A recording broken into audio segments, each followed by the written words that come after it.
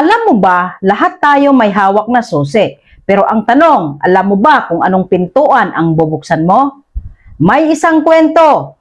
May isang tao na araw-araw bitbit niya ang isang susi.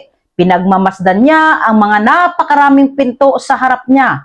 May pintong may label na success, may pintong opportunity, may pintong million views, at may pintong breakthrough. Excited siya, pero ang problema, hindi niya sinusubukan. Araw-araw, tinititigan lang niya ang mga pinto. Naghihintay ng tamang timing, naghihintay ng perfect na idea, naghihintay ng lakas ng loob. Hanggang sa dumating ang araw na pagod siya sa kakaisip, pero wala pa rin siyang nabuksan kahit isang pinto. Ngayon, i-connect natin yan sa buhay mo bilang content creator. Ikaw may hawak kang susi. At ang susi na yan ay ang cellphone mo, ideas mo, boses mo at kwento mo. Pero maraming content creator hanggang hawak lang ang susi. Hindi nila ginagamit. Bakit?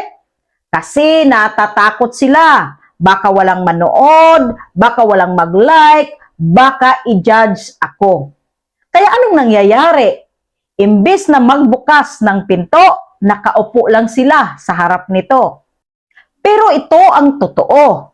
Hindi mo malalaman kung anong nasa likod ng pinto kung hindi mo ito susubukang buksan.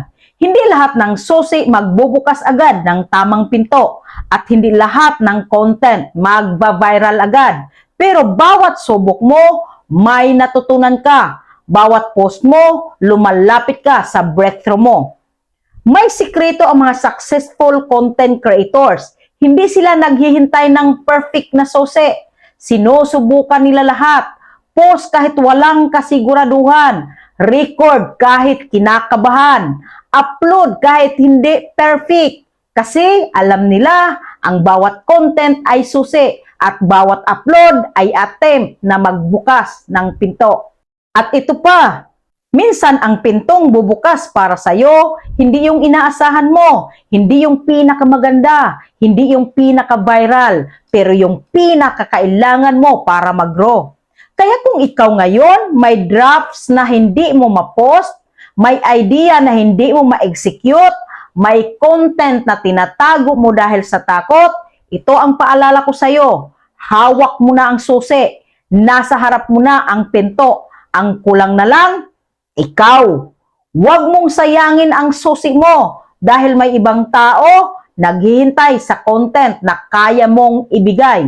At tandaan mo ito, hindi nagbubukas ang pinto sa taong naghihintay. Nagbubukas ito sa taong sumusubok. Simulan mo na. Mag-post ka na. Mag-record ka na. Buksan mo na ang unang pinto mo. Dahil baka ang next na bubuksan mong pinto ay ang magbabago na ng buhay mo. Kung handa ka nang gamitin ang susi mo, i-comment mo, magbubukas na ako. And see you in the comment section, kamagnet.